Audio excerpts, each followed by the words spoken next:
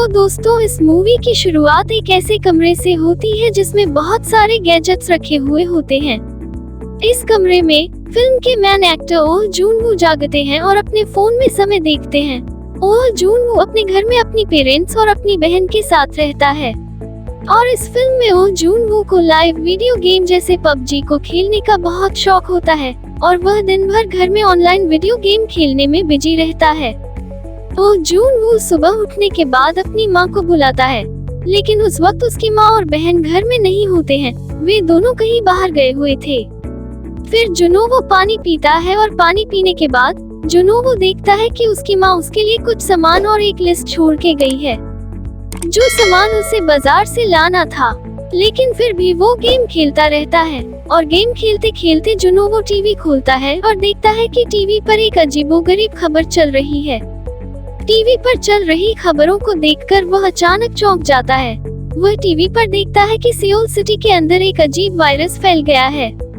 इससे संक्रमित लोग एक दूसरे को काट रहे हैं और ये वायरस इतना ज्यादा फैल गया है कि अब सरकार के हाथ में कुछ नहीं है और जो लोग सरवाइव कर गए हैं उन्हें बचने के लिए कोई रास्ता नजर नहीं आ रहा। इसलिए सरकार सबसे अनुरोध करती है कि जो लोग बच गए हैं कृपया घर से बाहर न निकले जब तक उन्हें कोई मदद नहीं मिलती। इस खबर को सुनने के बाद जब जुनोवो अपनी अपार्टमेंट की बालकनी से बाहर झांकता है और वह देखता है कि वहां पर इन्फेक्टेड लोग एक दूसरे को बुरी तरह से काट रहे हैं और यह सिचुएशन देखकर वह बहुत डर जाता है।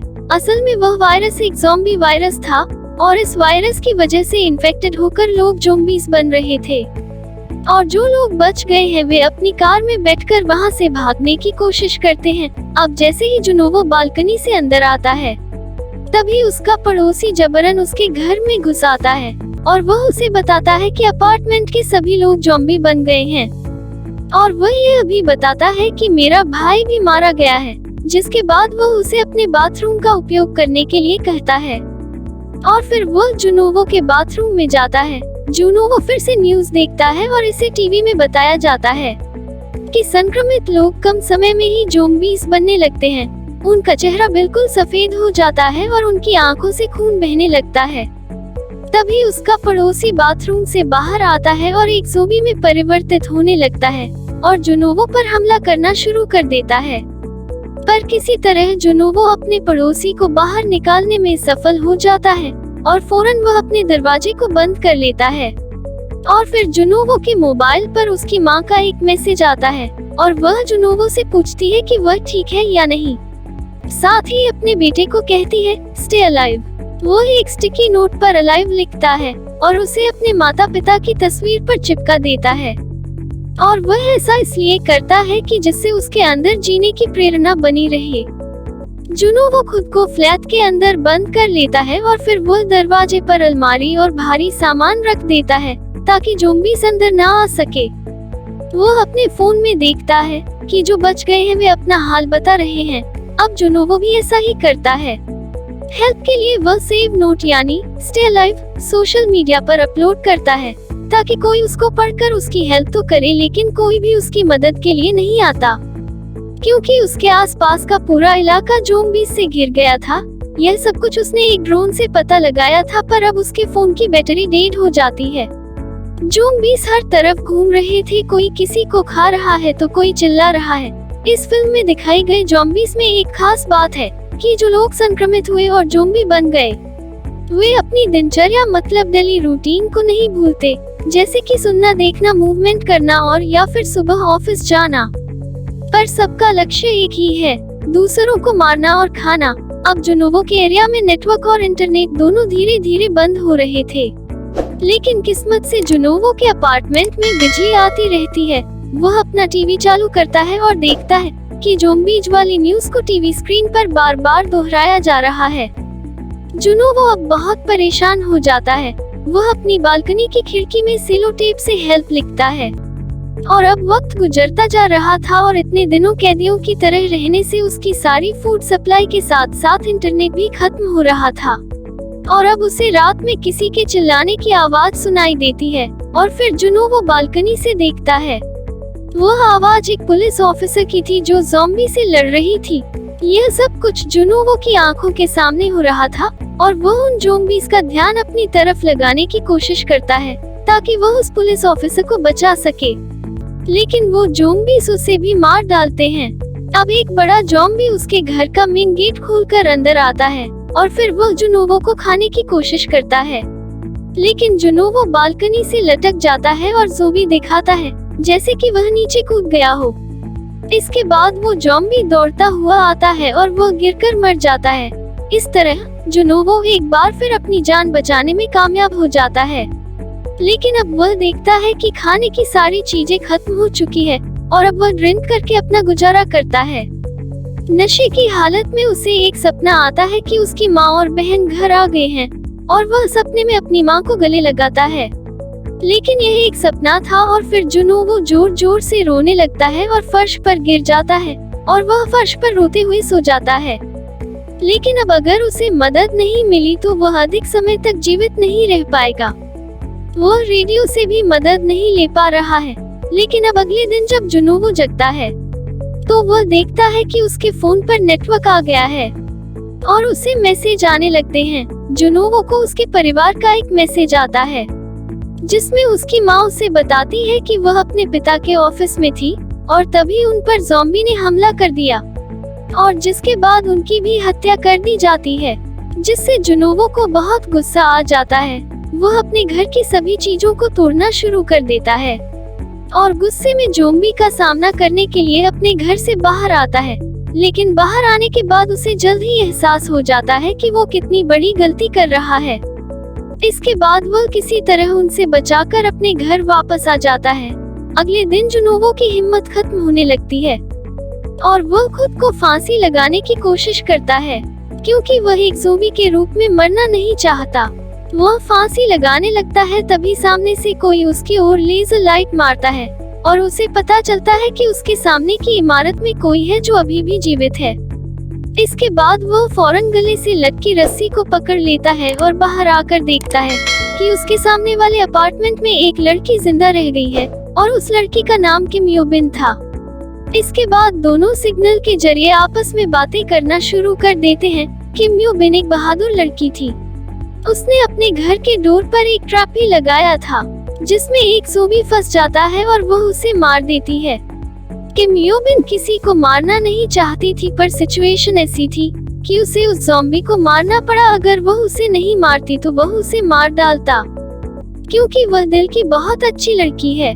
जब किम योबिन को पता चलता है कि जुनोवो काफी दिनों से भूखा है तो वह उसकी मदद करने के लिए गेंद से बंधी रस्सी को उसके अपार्टमेंट में फेंकती है, लेकिन किम योबिन का निशाना चूक जाता है और गेंद रस्सी के साथ जमीन पर गिर जाती है। अब जुनवो अपने ड्रोन की मदद से अपनी खिड़की से रस्सी बांधता है और फिर योबिन उसके लिए खाना भेजती है। खाना खाने के बाद जुनवो देखता है कि जो रस्सी जमीन पर गिर गई थी, उस रस्सी की सहायता से एक ज़ॉम्बी जो अपनी असल लाइफ में एक फायर फाइटर था, ऊपर चढ़ने की कोशिश करता है। अब जो रस्सी योबिन की मेज से बंधी हुई थी उसको वो फायर फाइटर पकड़ लेता है और खींचता है और वो टेबल अपनी जगह से मूव करता है और जोर से आकर योबिन को लग जाता है और योबिन बेहोश हो जाती है और ज़ॉम्बी ऊपर चढ़कर योबिन की खिड़की के पास पहुंच जाता है। और अब जुनवो ज़ॉम्बी का ध्यान भटकाने की कोशिश करता है। योबिन की मदद करने के लिए अपने ड्रोन को उस ज़ॉम्बी की तरफ भेजता है और उसके फेस पर एक कट भी लगा देता है, लेकिन बहुत सारे ज़ॉम्बी जुनवो के दरवाजे पर आ जाते हैं और दरवाजा तोड़ने की कोशिश करते हैं। उसे जुनवो का ध्यान ड्रोन के कंट्रोल से हट जाता है और फायर फाइटर ज़ॉम्बी उस ड्रोन को पकड़ लेता है और तोड़ देता है। अब जैसे ही फायर फाइटर ज़ॉम्बी योबिन की खिड़की पर चलने ही वाला होता है, तभी योबिन होश में आ जाती है और उस ज़ॉम्बी का हाथ कुल्हाड़ी से काट देती है और वह ज़ॉम्बी नीचे गिरकर मर जाता है। दूसरी ओर जुनवो सोचता है कि वह खाना खोजने आसपास के फ्लैट में जाएगा और फिर वह एक मरे हुए ज़ॉम्बी से चाबी लेकर अपने बगल वाले फ्लैट के अंदर जाता है, जहां उसे खाने पीने के सामान के साथ साथ ईयरफोन, माउंटेन हाइकिंग और वॉकी टॉकी मिलती है, जिससे जुनवो को लगता है कि इस मकान का मालिक काफी एडवेंचरस था, पर शायद अब वह ज़ॉम्बी बन गया है। फिर जुनवो एक बेडरूम में जाता है और वहां पर एक महिला को देखता है जो कि मर चुकी होती है, लेकिन तभी अचानक उस मकान का मालिक ज़ॉम्बी जुनवो पर अटैक कर देता है लेकिन जून वू इस बार भी बच जाता है। अब फिर जून वू यूविन को खाने पीने का सामान और वॉकी टॉकी भेजता है। दोनों कई दिनों तक वॉकी टॉकी की मदद से एक दूसरे से बात करते रहते हैं। यूविन जून वू को बताती है कि उसे हाइट से बहुत डर लगता है। अब जून वू भी पहले से ज्यादा खुश नजर आ रहा था। यहाँ पर हमें यह रियलाइज होता है कि खाने पीने की चीज के अलावा इंसान को इंसान की जरूरत भी होती है। पानी पीने के लिए दोनों अपनी खिड़कियों पर कंटेनर रखते थे और जब बारिश हो तो उसमें पानी भर जाए और वे उसे पी सके। एक दिन कई ज़ॉम्बीज़ रात में पूरे अपार्टमेंट में फैल जाते हैं, पर उन दोनों को लगता है कि बाहर बारिश हो रही है। पर वो दोनों गलत थे, क्योंकि यह ज़ॉम्बीज़ के भागने की आवाज थी जो पूरे अपार्टमेंट में घूम रहे थे। और उसी समय यूविन के हाथ से छूटकर कुछ चीज गिर जाती है और यह आवाज सुनकर सारे ज़ॉम्बीज़ उसके फ्लैट की ओर आने लगते हैं। तभी जून वो उसके बगल के घर के लैंडलाइन नंबर पर कॉल करके सभी ज़ॉम्बीज़ का ध्यान भटकाने की कोशिश करता है और जिससे सारे ज़ॉम्बी यूविन के साथ वाले फ्लैट में चले जाते हैं। और ज़ॉम्बी की इस घटना के बाद दोनों बातें करते हैं कि अगर वे अब भी इसी इलाके में रहते हैं तो उन दोनों को मार दिया जाएगा। यूविन जून वू को बताती है कि उसने उसके फ्लैट के आसपास किसी भी ज़ॉम्बी को नहीं देखा है जो फ्लैट अपार्टमेंट की 8वीं मंजिल पर था। और वो कहती है कि हमें वहाँ भोजन और पानी के लिए जाना चाहिए। जून वू और यूविन रस्सी के सहारे बालकनी से नीचे आते हैं और जमीन पर उतरते ही उनकी ज़ॉम्बीज़ के साथ खतरनाक लड़ाई चालू हो जाती है। दोनों ज़ॉम्बीज़ से जमकर लड़ते हैं। वो किसी तरह वहाँ से जान बचाकर लिफ्ट में आते हैं और 8वीं मंजिल पर पहुंच जाते हैं। लेकिन दुख की बात है कि ज़ॉम्बी भी वहां आ जाते हैं। यहाँ कहानी में एक ट्विस्ट देखने को मिलता है। एक आदमी वहां आता है और उन दोनों को बचाता है और उन्हें अपने घर ले जाता है और उन दोनों को खाना पीना भी देता है। दूसरी ओर यूविन उस आदमी पर शक करती है और उसका खाना पीना भी नहीं खाती, लेकिन बाद में मजबूरी में उसे खाना पड़ता है। खाना खाने के बाद दोनों को अजीब लगता है और उन्हें शक होता है कि खाने में कुछ मिला हुआ है। इससे पहले कि वे कुछ समझ पाते, दोनों एक एक कर बेहोश हो जाते हैं। उसके बाद वो आदमी उनके हाथ बांध देता है। इस आदमी की पत्नी ज़ॉम्बी बन गई थी और वही यूविन को अपनी पत्नी के पास खाने के लिए अपने कमरे में फेंक देता है। यहाँ जून वो होश में आता है और वह अपने हाथ में एक रस्सी देखता है जिससे उसके हाथ बंधे हुए थे। यूविन को बचाने के लिए वह उस आदमी को बंदूक दिखाता है, परंतु उसका उस पर कोई प्रभाव नहीं पड़ता क्योंकि वह अपनी पत्नी के प्रेम में पागल था। जिसके बाद वह आदमी और जूनवू आपस में लड़ने लगते हैं। तभी कमरे से यूविन के चीखने की आवाज आती है। यहाँ पर यूविन समझदारी से काम लेती है। वो एक कपड़े से उस आदमी की वाइफ का फेस कवर कर देती है और जब आदमी दरवाजा खोलता है उसी आदमी के ऊपर उसकी पत्नी को फेंक देती है और वो औरत अपने ही हस्बैंड को काट लेती है। इसके बाद यूविन ना चाहते हुए भी उन दोनों को गोली मार देती है। गोली चलने की आवाज सुनकर सारे ज़ॉम्बीज़ वहां आने लगते हैं।